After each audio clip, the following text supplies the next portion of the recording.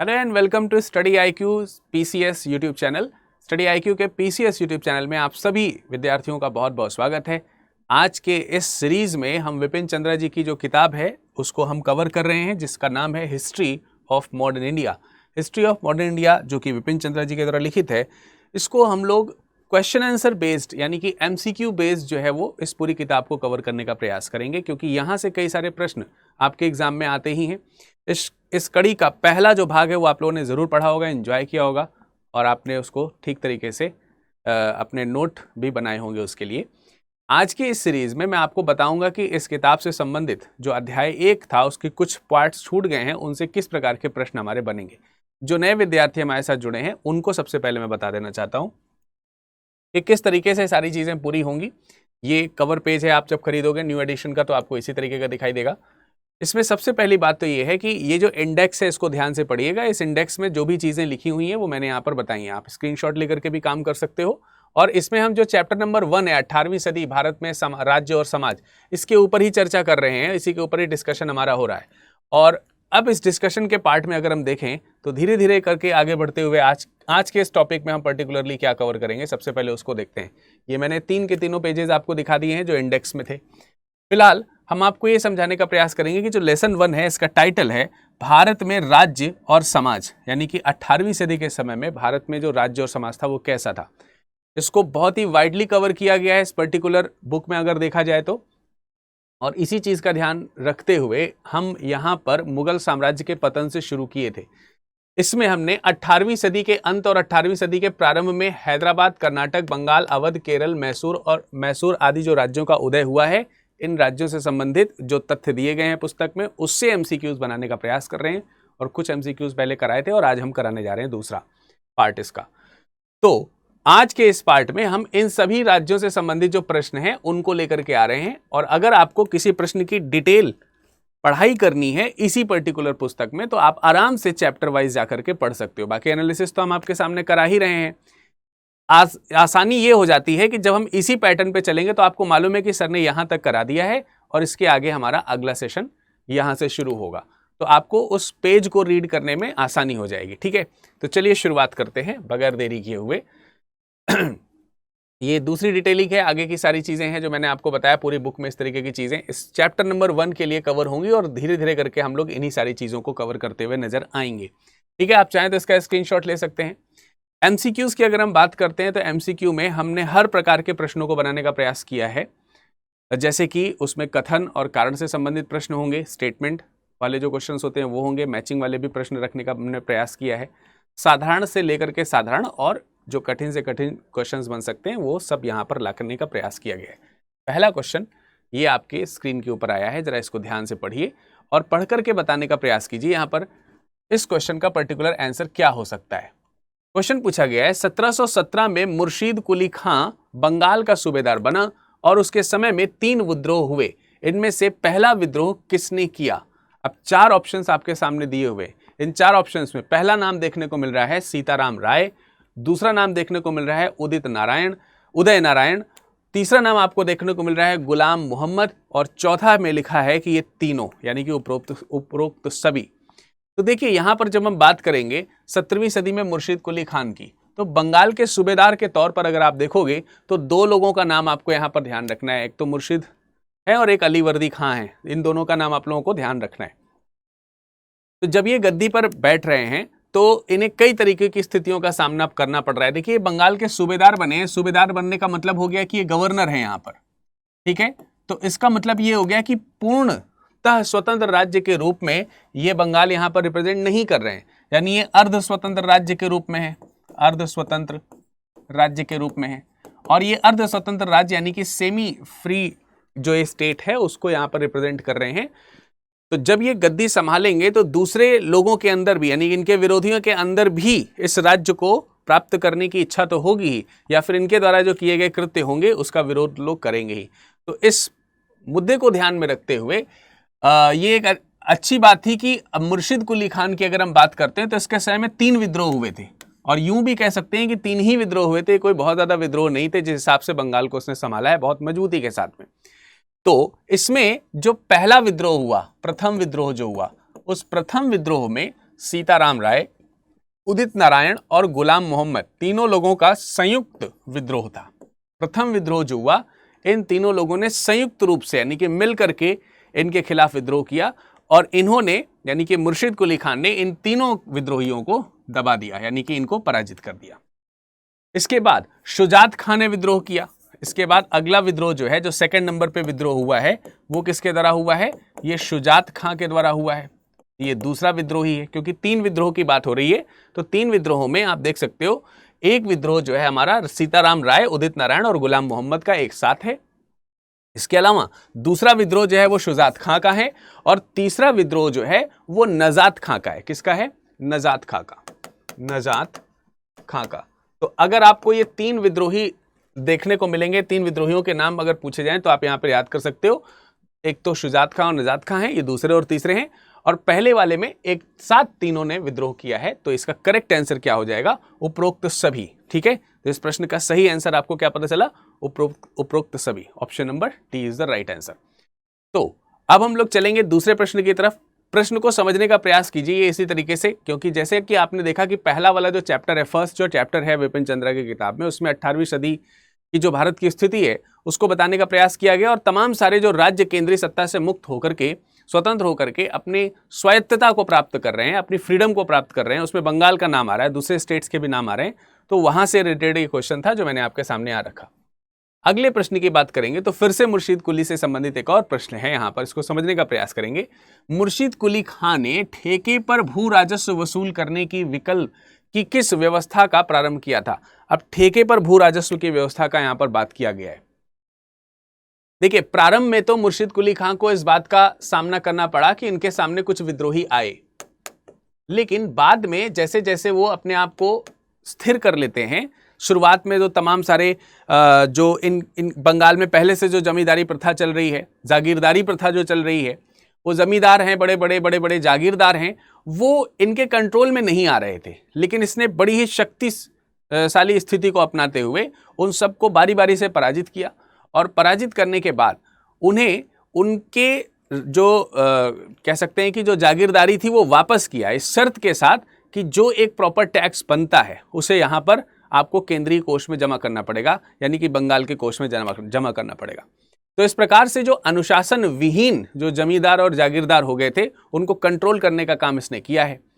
लेकिन इसी समय में उसने जो है जो राजस्व वसूलने की जब ये बारी आने लगी, क्योंकि सारे जमींदार तो कंट्रोल हो गए, लेकिन अब मुद्दा ये भी था कि राजस्व सही समय पर, और जो राजस्व निश्चित किया गया है वो राजस्व निश्चित समय और निश्चित अमाउंट के साथ में कोष में आना चाहिए। तो जब ये वाली समस्या मुर्शिद कुली खान के सामने आई तो इसने इसका हल जो है वो इस प्रणाली को इंट्रोड्यूस करके सामने लाए हैं। तो वो प्रणाली क्या है? ऑप्शन इसका जो है वो सही है, आपकी इजारा व्यवस्था। ठीक है, आप इसे क्या कह सकते हैं? इजारा व्यवस्था के नाम से जान सकते हैं, इजारा व्यवस्था। अब देखिए, इजारा व्यवस्था क्या है, इसको अगर हम समझने का प्रयास करें तो ये एक प्रकार से जो राजस्व वसूलने का जो ठेका है वो ठेका दे दिया। ठीक है, राजस्व वसूलने के लिए इन्होंने क्या किया? एक तरीके से कॉन्ट्रैक्ट दे दिया। तो क्योंकि इतने सारे लोगों से राजस्व वसूली करना था तो इन्होंने बीच में कॉन्ट्रैक्टर रखे, आप इसको बिचौलिया बोल सकते हैं, साधारण भाषा में बिचौलिया कहा जाता है। कि सपोज दैट कि जो जमींदार हैं, जागीरदार हैं, उनसे वो जो है किसानों से राजस्व वसूलेंगे और वो राजस्व को इकट्ठा करके लाने का काम इन इजारेदारों का होगा। तो एक तरीके से इजारादार जो है, इजारादार वो होगा जिसे ये राजस्व इकट्ठा करने की जिम्मेदारी दी जाएगी। यानी जो ठेकेदार है ना, क्योंकि वो इजारा का ठेका लिया है इसलिए उसको इजारेदार दिया गया है। लेकिन कुछ ही समय पश्चात इस व्यवस्था में एक और सुधार किया गया, और वो सुधार ये था कि इजारेदार सीधा जो है वो किसानों से या फिर जिनसे भी कर वसूली करनी होती थी उन कर वसूली करने वाले लोगों से सीधे कांटेक्ट में आ गए। तो उससे फायदा ये हुआ कि जो जमींदार थे या जो जागीरदार थे उनका जो रोल था वो लगभग समाप्त हो गया, या जो पुराने जमींदार हुआ करते थे वो पुरानी जागीरदारी सबकी, जमींदारी जो है सबकी समाप्त हो गई, और इनके समय में एक नई प्रकार की जागीरदारी व्यवस्था जो है वो शुरू हो गई। उस जागीरदारी व्यवस्था को इजारेदारी व्यवस्था कहा गया। तो कहा जाता है कि इनके समय में नए नए इजारेदार जो है वो सामने आए। तो इनके लिए ये कहा गया कि आप हमको एक निश्चित, ध्यान से सुनिए इस पॉइंट को, इसमें कहा गया कि हमारे लिए आप एक निश्चित मात्रा में जो कर है वो ला करके हमारे राजकोष में दें। ठीक है, जैसे मान लेते हैं कि इजारेदार को, एक प्रांत के इजारेदार को कह दिया गया कि आप अपने प्रांत से प्रतिमाह 10% का इजारेदारी हमारे कोष में देंगे। तो ये 10% कह सकते हैं या कुछ भी एक अमाउंट मान लीजिए, एक सर्टेन अमाउंट जो है यहाँ पर फिक्स कर दिया गया और ये कहा गया कि अमाउंट हमको ला करके दीजिए। एग्जाम्पल के तौर पे 100 रुपए कह दिया गया, तो ये 100 रुपए तो ला करके इस कोष में जमा कर देगा, लेकिन इसने किसानों से कितने रुपए वसूले हैं उससे मुर्शीद का कोई लेना देना नहीं था।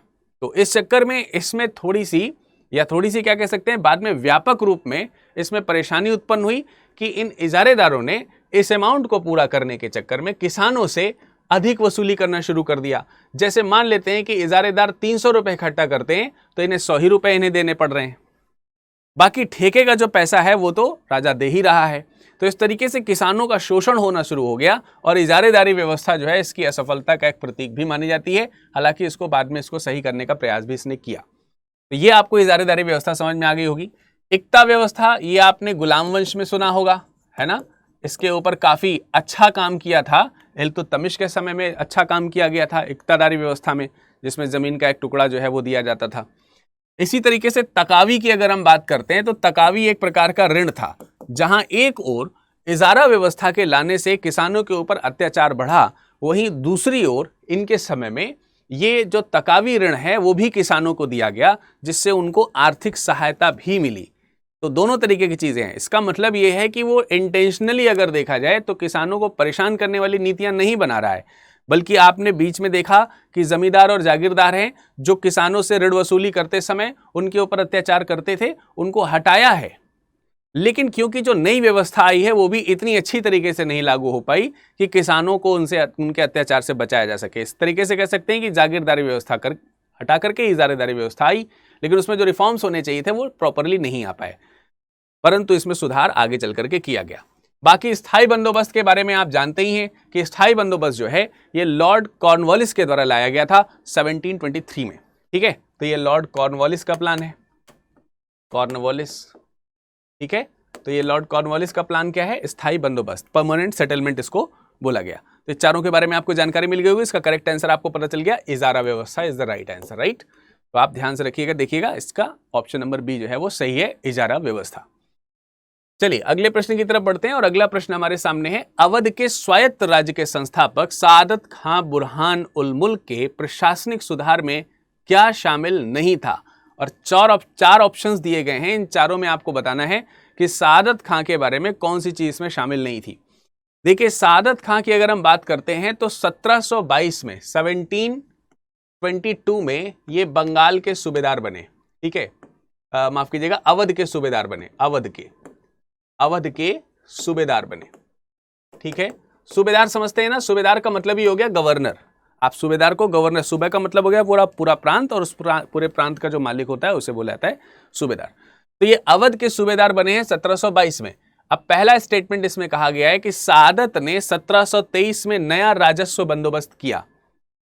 तो ये बात बिल्कुल सही है। जब ये अवध के सूबेदार बने थे तो उसके बाद तुरंत इन्होंने भू राजस्व व्यवस्था में सुधार किया और सुधार करके 1723 में एक नया राजस्व बंदोबस्त इन्होंने किया है। तो ऑप्शन नंबर ए जो है यहाँ पे ठीक है। ठीक है, तो इसमें पूछा गया है कि प्रशासनिक सुधार में क्या शामिल नहीं था, यह पूछा गया है। जरा ध्यान दीजिए और इस पर भी ध्यान दीजिए कि प्रशासनिक सुधार की बात पूछी गई है।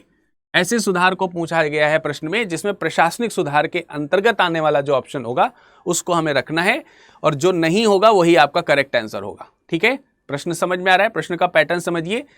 आयोग जो है जब आपसे प्रश्न करता है तो साधारण से प्रश्न को भी अपने शब्दों के जाल में उलझा करके आपसे गलती करवाने का प्रयास कराता है। उसका इंटेंशन ये नहीं होता है कि आपसे गलती कराए, उसका इंटेंशन ये होता है कि आप कितना सटीक तरीके से, कितना सदी हुई तरीके से चीजों को पढ़ते हैं, समझते हैं और उत्तर देते हैं। ऑप्शन नंबर बी को अगर हम देखेंगे तो प्रशासनिक पदों पर बिना भेदभाव के अधिकारी नियुक्त किए गए।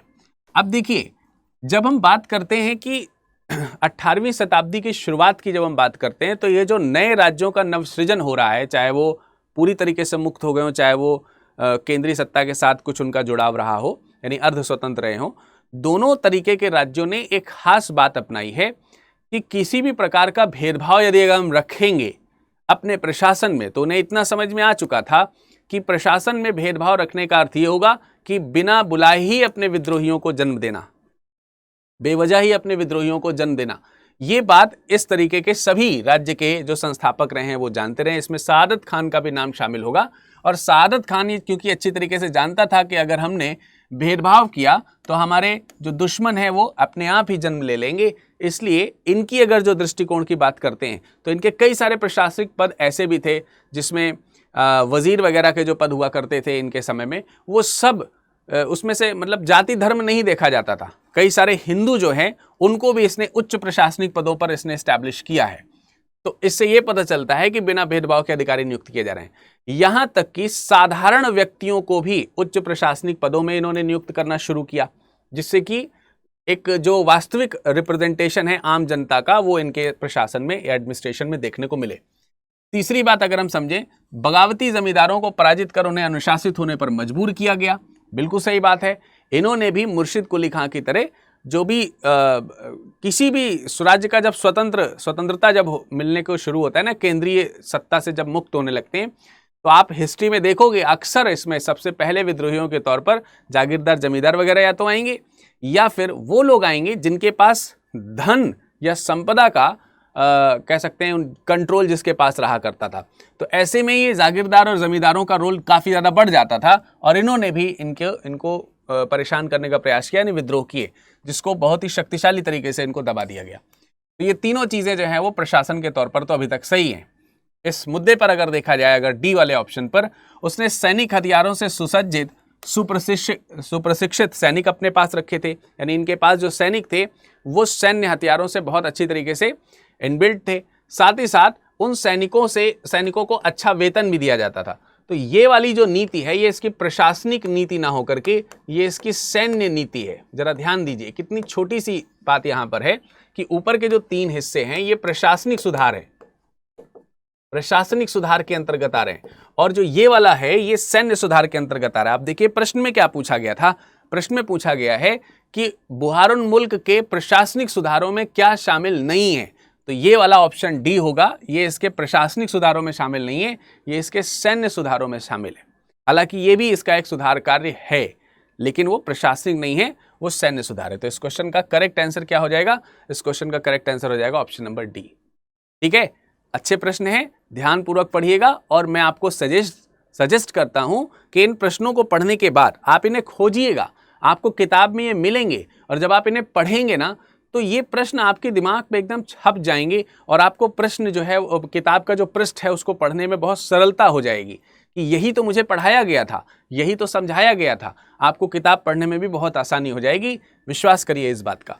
चलिए अगले प्रश्न पे चलते हैं। अगला प्रश्न जो है वो अब मैसूर से है। तो देखिए मैंने बंगाल के ऊपर भी आपको बताया, उसके अलावा अवध के ऊपर भी एक प्रश्न मैंने आपको बताया। अब हम चल रहे हैं मैसूर राज्य की ओर, और मैसूर राज्य भी जो है वो धीरे धीरे करके अगर हम दक्षिण भारत की तरफ देखें तो हैदराबाद आदि शक्तियों से मुक्त होते हुए और केंद्रीय शक्ति से मुक्त होते हुए एक नए राज्य का गठन हो यहाँ पर हो रहा है।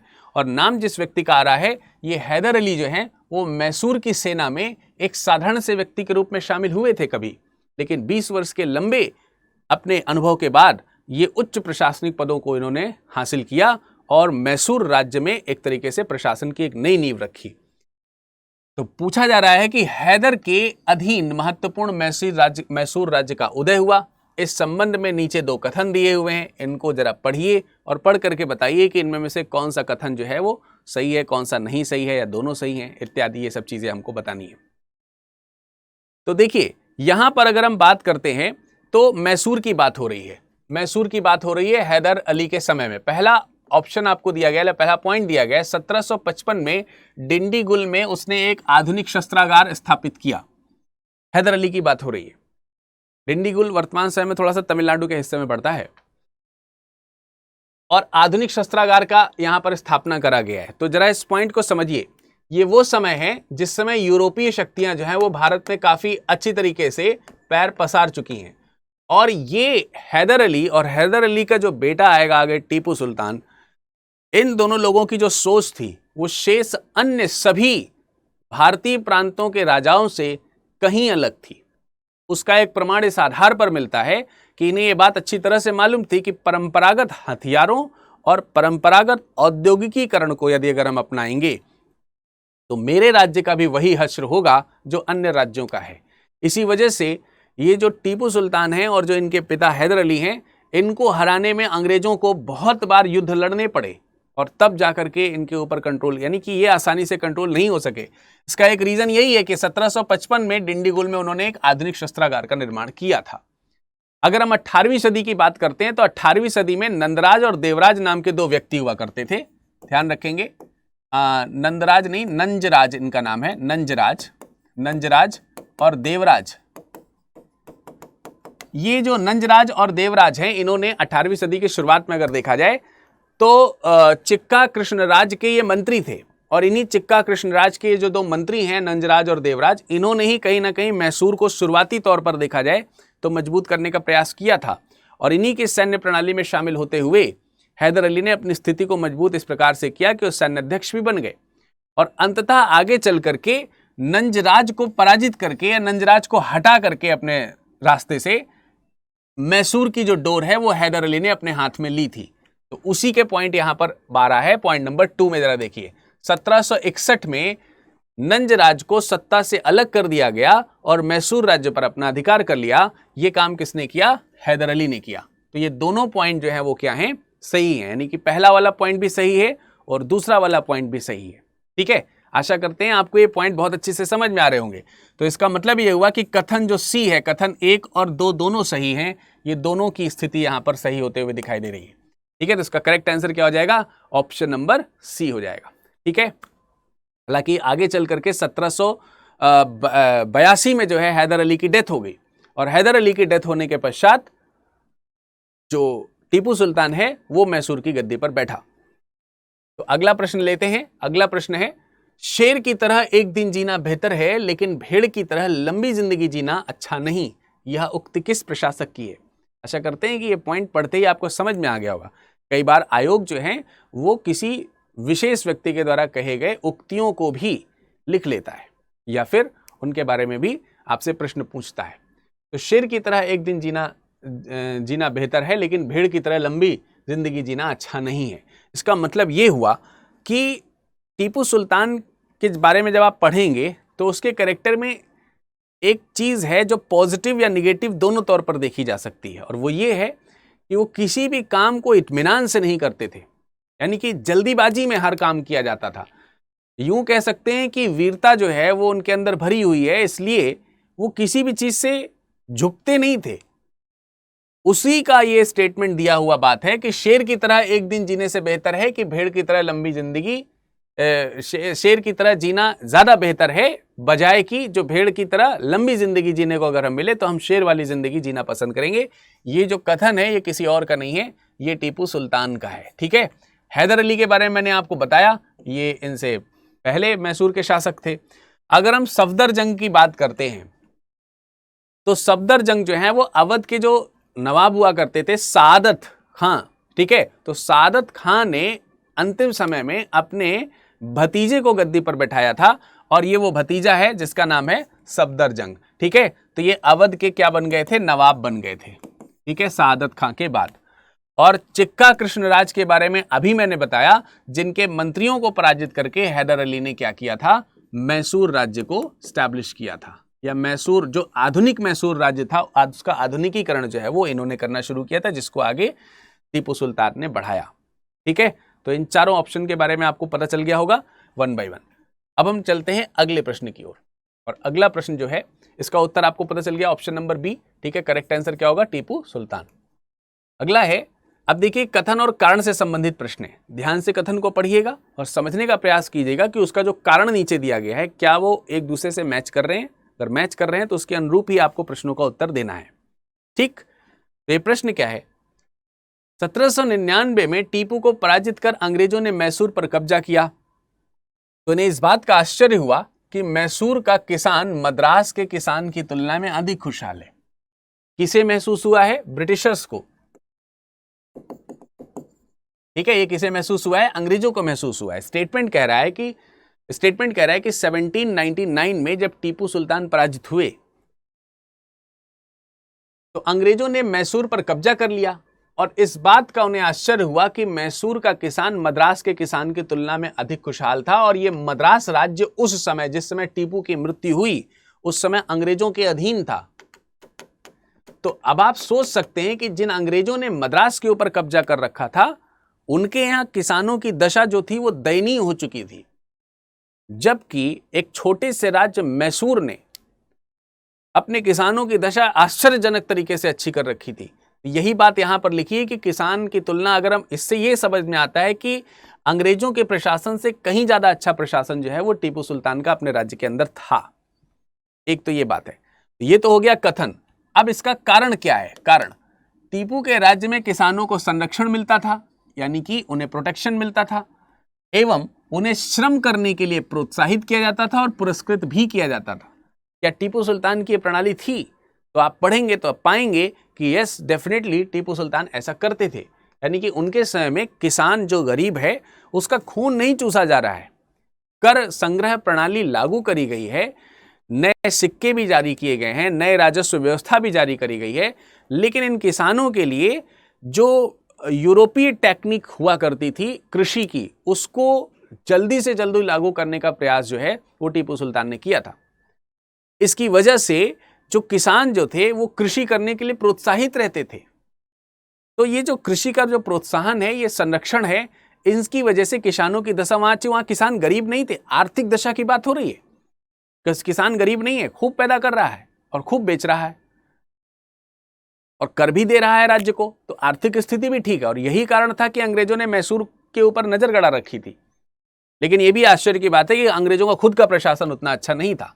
तो उस हिसाब से अगर देखा जाए तो कथन में जो बात लिखी गई है उसका स्पष्टीकरण आपको कारण में देखने को मिल रहा है।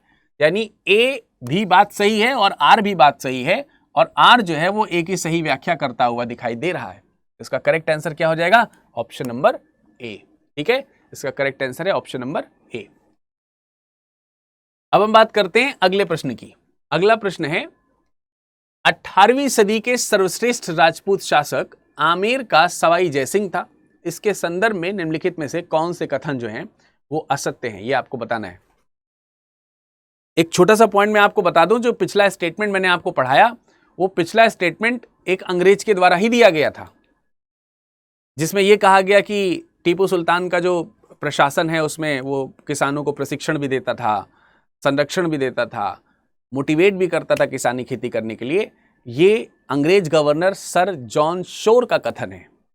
खैर, वापस आते हैं अपने प्रश्न पर, जिसमें हमने बताया, जिसमें हमसे पूछा गया है कि 18वीं सदी के सर्वश्रेष्ठ राजपूत शासक आमेर का सवाई जयसिंह था। अब इसकी सर्वश्रेष्ठता क्यों थी? आपको प्रश्न में पूछा गया है कि इस संदर्भ में निम्नलिखित में से कौन सा कथन असत्य है। यानी कि 3 कथन ऐसे होंगे, या जो भी दिए गए स्टेटमेंट, 4 स्टेटमेंट दिए गए, 4 स्टेटमेंट से 3 स्टेटमेंट बिल्कुल सही होंगे जो इस राजपूत शासक की जो बड़ाई में कहे गए होंगे, अर्थात उनका इंपॉर्टेंस क्या था उसके बारे में कहा गया होगा इसमें। तो देखिए, पहला स्टेटमेंट है, वह एक विख्यात राजनेता, कानून निर्माता और सुधारक था। इतिहासकारों ने तो ये तक कहा है कि ये जन्मजात राजसी व्यवहार के थे और ये जन्मजात राजनेता, यानी राजनीतिक गुण जो है इनके अंदर जन्म से ही मौजूद थे। तो पहला वाला स्टेटमेंट इनके संदर्भ में बिल्कुल सही कहा गया है। 1681 से लेकर के करीब करीब 1743 के आसपास तक इनका जो है ये पूरा शासनकाल रहा है, तो उसके बारे में यहाँ पर बात करी गई है। दूसरा लिखा है, उसने जाटों से लिए गए इलाके से जयपुर शहर की स्थापना की थी। तो आसपास के जो जाट साम्राज्य का जो इलाका था उसको सवाई जयसिंह ने विजय किया और उस जगह पर जिस शहर की स्थापना करी वो शहर क्या नाम था उसका? जयपुर। तो जयपुर शहर की स्थापना करी गई थी। आमेर का पुराना नाम जयपुर है, लेकिन जिस जयपुर की इन्होंने स्थापना करी थी वो आधुनिक जयपुर का एक हिस्सा था, और इस आधुनिक जयपुर के हिस्से में जो मकान बनाए गए और जो सड़क बनाई गई, ये सब बिल्कुल स्ट्रक्चर्ड थी, जैसे कि प्लान्ड सिटी बनाई जाती है उसी तरीके से पूरी तरीके से योजनाबद्ध थी, योजनाबद्ध। और उसमें भी खास बात ये थी कि इनकी भी जो सड़क थी, इन्होंने जो सड़कें बनाई अपने समय में, वो क्रॉस करती थी एक दूसरे को समकोण की स्थिति पर। तो आधुनिकीकरण जो जयपुर का किया गया है वो इनके समय में किया गया है, क्योंकि ये बड़े साइंटिफिक टेम्परामेंट के शासक हुआ करते थे। इनका मतलब केवल यही काम नहीं कि लड़ना झगड़ना है और काफ़ी बुद्धिजीवी व्यक्तियों में से एक थे। जिस समय लोग गरीबी, किसानी और विदेशी आक्रमणकारियों और आक्रांताओं से परेशान हैं, उस समय ये साइंटिफिक टेम्परामेंट से काम कर रहे हैं। और आप देख सकते हैं यहां पर अगला एक पॉइंट लिखा है, जयसिंह एक महान खगोल शास्त्री थे और उसने दिल्ली, जयपुर, उज्जैन और अजमेर में आधुनिक पर्यवेक्षणशालाएं बनवाई। पर्यवेक्षणशालाएं मतलब ऑब्जर्वेटरीज। तो इन्होंने ऑब्जर्वेटरीज बनवाई थी, लेकिन कहां कहां? दिल्ली में, बिल्कुल सही है, जयपुर में भी, उज्जैन में भी। अजमेर यहां पर गलत लिखा हुआ है, अजमेर की जगह आप यहां पर लिख सकते हैं, चौथी जगह यहां पर लिख सकते हैं मथुरा। ठीक है, तो मथुरा में भी इन्होंने एक ऑब्जर्वेटरी जो है एस्टैब्लिश करवाई थी। तो इसका मतलब यह हो गया कि यह कथन पूर्णतः सत्य नहीं है। तो इसका करेक्ट आंसर तो आपको मिल गया, लेकिन इससे यह पता चला कि वेधशालाओं का निर्माण इनके समय में कराया गया था। और जयपुर की वेधशाला तो बड़ी फेमस है। और मजे की बात तो यह कि इनके द्वारा ये जितने भी स्ट्रक्चर बनाए गए, ये सारे एक्यूरेसी की हद तक थे, आज भी एक्यूरेट हैं वो। आगे लिखा हुआ है, जिज मोहम्मद शाही नाम से सारणियों का एक सेट तैयार किया, जिसमें लोगों को खगोल शास्त्र संबंधी परीक्षण में सहायता मिली। तो इन्होंने एस्ट्रोनॉमर्स के लिए एक प्रकार का एक लिस्टिंग करी थी, जिसकी वजह से आगे के जो कह सकते हैं कि जो वैज्ञानिक हो वो उनको सहायता मिल सके। तो उस किताब या उस ग्रंथ का नाम क्या है? जिज मोहम्मद शाही। इसी तरीके से यूक्लिड की किताब है रेखा गणित के तत्व, यूक्लिड की किताब है। तो यूक्लिड की किताब रेखा गणित के जो तत्व है उसका इन्होंने संस्कृत भाषा में ट्रांसलेशन भी करवाया है। तो कई इस तरीके के काम जो है इन्होंने किए हैं। साइंटिफिक टेम्परामेंट के व्यक्ति हुआ करते थे। तो इसका करेक्ट आंसर क्या हो जाएगा? Option number C. Right answer is option number C. ठीक है, जयसिंह के बारे में आपको ये पॉइंट पता चल गया। चलिए अगले प्रश्न की तरफ चलते हैं। अगला प्रश्न है, निम्नलिखित में से कौन सा कथन सत्य है? आपको बताना है कौन सा कथन इनमें में से सही है। तो पहला है, मोहम्मद खां बंगश ने फर्रुखाबाद के इर्द गिर्द के इलाके पर फर्रुखशियर और मोहम्मद शाह के शासन के दौरान अपना अधिकार कायम कर लिया, या अपना अधिकार कायम कर लिया। ठीक है, तो मोहम्मद शाह के शासन के दौरान अपना अधिकार कायम कर लिया। कहां कहां पर? फर्रुखाबाद और उसके इर्द गिर्द। तो फर्रुखाबाद और उसके इर्द गिर्द का इलाके में कानपुर, उन्नाव और जो बिठूर आदि के जो इलाके वगैरह आया करते थे, और फर्रुखाबाद का जो इलाका आया करता था, उन जगहों को इसने जीता है। किसने? मोहम्मद खां बंगश ने। और इसी वजह से ये बंगश राजवंश भी कहलाया, ये बंगश राजवंश भी कहलाया। तो ये भी पॉइंट आपको ध्यान रखना है। और उस समय अगर हम केंद्रीय शक्ति के तौर पर देखें तो फर्रुखशियर और मोहम्मद शाह जो है वो शासन कर रहे थे। ये बात बिल्कुल सही है। तो इनका जो ये पॉइंट लिखा है, स्टेटमेंट जो लिखा है, वो तो बिल्कुल सही है। दूसरा है, नादिर शाह के आक्रमण के बाद मोहम्मद खान ने रुहेलखंड की स्थापना की। रुहेलखंड, जो रुहेल वाली जो जगह है, जिसमें आप कह सकते हैं कि जो हिमालय की तराई रीजन जो है, हिमालय का तराई का क्षेत्र। ठीक है, इसके अलावा अगर आप जो गंगा नदी की जो घाटी है, गंगा घाटी, दक्षिण गंगा की जो घाटी है, वो भी इस रीजन में, वो भी इस क्षेत्र में आता है।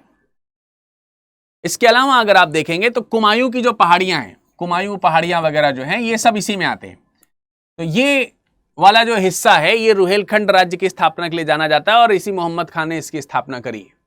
ठीक है, तो यहां पर अगर आप देखोगे तो इनकी जो राजधानी है, राजधानी भी यहीं पर हुआ करती थी। राजधानी का नाम है आमला। ठीक है, आमला जो है ये बरेली के पास में आमला जगह हुआ करती है। वहां पर इन्होंने अपनी राजधानी बनाया था, जिसको बाद में बदल करके रामपुर कर दिया था। रामपुर, ये अपनी राजधानी बदल के रामपुर भी कर दिए थे। तो ये वाला जो रीजन है पूरा, ये जो रीजन मैंने व्याख्या करी है, ये पूरा रीजन आपका रुहेलखंड राज्य के रूप में जाना जाता है। और ये वाला जो हिस्सा कानपुर और उसके आसपास के इलाके जो हैं, कानपुर फर्रुखाबाद के बीच के जो पूरे इलाके हैं, वो आपके ये वाले हिस्से में आते हैं। उसको बंगश रीजन में रखा गया था। और ये दोनों स्टेटमेंट आपके क्या हो गए? सही हो गए। ठीक है, तो इसका भी करेक्ट आंसर क्या हो जाएगा? 1 और 2 दोनों सही हैं, यानी कि option number C is the right answer. हालांकि आसपास की जो बड़ी शक्तियां थी, जैसे अवध वगैरह की जो शक्तियां थी, बड़ी तेजी से उन्होंने इनके ऊपर कंट्रोल कर लिया। ठीक है, तो चलिए अगले प्रश्न की तरफ बढ़ते हैं। और अगला प्रश्न ये है कि 1715 में बंदा बहादुर के मुगलों के खिलाफ असफलता के प्रमुख कारण क्या थे? यानी कि बंदा बहादुर जो थे, उन्होंने मुगलों के खिलाफ लड़ाई लड़ी और 1715 में इनकी मृत्यु हो गई। तो आपको बताना है कि इस असफलता के क्या कारण थे। 3 यहां पर स्टेटमेंट दिए, तीनों में से कौन सा सही है। मुगल अभी शक्तिशाली थे, यानी कि ये वो समय है, देखिए जैसे आपको मालूम ही है कि 1700 के आसपास की अगर हम बात करते हैं या 1707 के आसपास की बात करते हैं, ये वो समय है जिस समय अंग्रेज औरंगजेब जो है उसका शासन खत्म हो रहा है। और इसके बाद के जो शासक हैं जैसे बहादुर शाह प्रथम वगैरह हैं, ये सब बहुत ज्यादा योग्य शासक नहीं हुए। आप सब लोगों को मालूम है कि औरंगजेब के बाद के जो मुगल हुए, लेटर मुगल जो हुए हैं, वो बहुत ज्यादा पावरफुल नहीं थे और अंग्रेजी जो दबाव था या यूरोपीय दबाव जो था वो धीरे धीरे बढ़ना शुरू हो चुका था। और यही रीजन था कि जो है कई सारे राज्य जो है स्वतंत्र होने लगे थे। लेकिन बावजूद इसके भी अभी इतने मुगल कमजोर नहीं हुए थे कि वो बंदा बहादुर को टक्कर ना दे सकें। हालांकि बंदा बहादुर ने जो सिख धर्म के जो 10वें गुरु जी हैं, गुरु गोविंद सिंह जी जो हैं, उनकी मृत्यु के पश्चात यही जो है अगले कह सकते हैं कि उस पूरे के पूरे प्रशासन को संभालने वाले व्यक्ति हुए जिनका नाम था बंदा बहादुर। हालांकि बंदा बहादुर गुरु के रूप में नहीं जाने जाते, क्योंकि गुरु के रूप में तो 10वें अंतिम गुरु थे, लेकिन उनका जो एक तरीके से सक्सेसरशिप है उसको संभालने का काम जो है वो बंदा बहादुर ने किया और लगातार मुगलों के खिलाफ वो लड़ाई लड़ते रहे और करीब करीब 8 साल तक पूरी शक्ति के साथ मुगल सत्ता के उन्होंने कह सकते हैं कि उनसे जो है दो चार होते रहे और अंततः जो है 1715 में उनको पकड़ लिया गया और पकड़ करके उनकी हत्या कर दी गई। ये तो बंदा बहादुर के बारे में हो गया। तो इससे ये साबित होता है कि मुगल अभी कमजोर नहीं हुए थे। दूसरा, पंजाब के संपन्न वर्ग ने बंदा का साथ नहीं दिया। उसका रीजन ये है कि बंदा ने जो सेना तैयार करी, जो लड़ाके तैयार किए, उसमें निम्न वर्ग के जो लोग हैं, पिछड़े वर्ग के जो लोग हैं, अर्थात वो लोग जिनको समाज में एक सही अस्तित्व नहीं मिल रहा है, उनको संगठित करके उनको एक साथ ला करके इन मुगलों के खिलाफ जो है वो युद्ध में उतारा है। और यही वजह हुआ कि जो संपन्न वर्ग के लोग थे वो इनका साथ यहां पर देने नहीं आए। इसकी वजह से एक सुदृढ़ जो शक्ति बन सकती थी पंजाब में वो नहीं बन पाई। और तीसरा पॉइंट लिखा है, धार्मिक कट्टरता के कारण भी वह मुगल विरोधी ताकतों को एकजुट नहीं कर पाए। धार्मिक कट्टरता तो थी इनके पास में, सिख धर्म को लेकर के बहुत ही ज्यादा एग्रेसिव थे ये कि हमें मतलब उसके जो रूल रेगुलेशंस हैं, सिखों के जो रूल रेगुलेशंस हैं उसके अंतर्गत ही हमें जैसा गुरु आदेश दे गए हैं वैसा हमें करना है। इसकी वजह से जो इनके सेना में जो सेनानी भर्ती हुए वो मूल रूप से या मुख्य रूप से सिख ही थे, यानी कि दूसरे कम्युनिटी के लोग जो मुगलों से त्रस्त थे वो इनके साथ जुड़ नहीं पाए। अगर वो भी जुड़ जाते तो शायद कुछ और ही रिजल्ट यहां पे सामने आता। तो तीसरा वाला स्टेटमेंट जो है वो भी सही है, दूसरा स्टेटमेंट भी सही है और तीसरा स्टेटमेंट भी सही है। इस प्रकार से कथन 1, 2 और 3 ये तीनों सही हैं। ऑप्शन नंबर सी जो है वो क्या हो जाएगा, सही आंसर हो जाएगा। पॉइंट सारे समझ में आ रहे हैं ना आप लोगों को, क्लियर हो रहे हैं? चलिए अब चलते हैं अगले प्रश्न की तरफ। अगला प्रश्न क्या है? अगला प्रश्न है राजा रणजीत सिंह के बारे में, और ये भी पंजाब से बिलोंग करते हैं। राजा रणजीत सिंह किस मिसल से संबंधित थे? जब प्रश्न यहां पर मिसल का पूछा गया है तो जैसे जैसे धीरे धीरे करके जो पंजाब की सत्ता है वो कमजोर हो रही है, मुगल जो है वो उनके ऊपर आतताई के तौर पर सामने आ रहे हैं, तो भले ही थोड़ा सा कमजोर हो रही हो, कह सकते हैं कि सिख जो शक्ति है, लेकिन वो किसी के सामने झुकने के लिए तैयार नहीं हो सकते थे, क्योंकि गुरुओं ने तो झुकना जो है सिखाया ही नहीं है। जब तक अंतिम सांस है तब तक वे लड़ रहे हैं। अंत में आकर के अगर देखा जाए तो पूरा का पूरा जो सिख कम्युनिटी है, जो लड़ाका दल है, वो बूढ़े दल और जो तरुण दल है उसमें डिवाइड हो जाता है, और डिवाइड होकर के ये लड़ना जो है वो शुरू करता है। तो इसी तरीके से अगर देखा जाए तो जो मिशल शब्द है, उस मिशल शब्द के अंतर्गत इनके जो पूरे ग्रुप हुआ करते थे उसमें करीब टोटल 12 ग्रुप है, यानी कि 12 मिशल हैं। सिख धर्म में अगर देखा जाए, सिखों में अगर देखा जाए तो सिखों के 12 मिशल हैं जो अलग अलग रीजन से बिलोंग करते हैं, अलग अलग राज्य क्षेत्रों से बिलोंग करते हैं। इन्हीं में से राजा रणजीत सिंह जो थे वो सुकरचकिया मिसल से संबंधित थे। किससे संबंधित थे? सुकरचकिया मिसल से। इसी तरीके से दूसरे मिसल्स के कुछ यहां पर नाम सुने हैं, जैसे आप लोगों ने एक नाम सुना होगा राजनीति में, मुंटेक सिंह अहलूवालिया, तो अहलूवालिया भी मिसल का नाम है, ठीक है। तो वैसे ही सुकरचकिया जो मिसल है उससे बिलोंग करते थे राजा रणजीत सिंह। तो इस क्वेश्चन का करेक्ट आंसर क्या हो जाएगा? इसका करेक्ट आंसर हो जाएगा ऑप्शन नंबर ए, राइट। तो चलिए, ये प्रश्न जो मैंने आपको बताए, ये सारे के सारे प्रश्न आशा करते हैं कि आपको सब लोगों को समझ में आए होंगे। और स्टडी आईक्यू से आप लोग बिल्कुल भी जुड़ना मत भूलिए। स्टडी आईक्यू पीसीएस का जो यूट्यूब चैनल है, आप इसे जरूर जो है इस पर जाकर के इसको सब्सक्राइब करिए और बेल आइकन को जरूर प्रेस करिए, जिससे कि आपको अच्छे से अच्छी तरीके से जो वीडियोस हैं उनके क्रम छूटने ना पाए। आशा करते हैं आज का सेशन आपको बहुत अच्छा समझ में आया होगा। किसी प्रकार के कोई डाउट्स हो तो आप हमसे बेशक पूछ सकते हैं। नीचे कमेंट सेक्शन में कमेंट करके हमसे पूछिएगा, हम आपको आपके प्रश्न के उत्तर जरूर देंगे। साथ ही साथ आप अपने मित्रों को भी बताइए, अपने दोस्तों को भी बताइए कि स्टडी आईक्यू जो है वो अब एक नया चैनल आपके सामने लेकर के आ चुका है स्टेट पीसीएस की तैयारी के लिए। आप सभी लोगों का समय शुभ हो। फिर मुलाकात करेंगे नए सेशन के साथ। तब तक के लिए नमस्कार, धन्यवाद।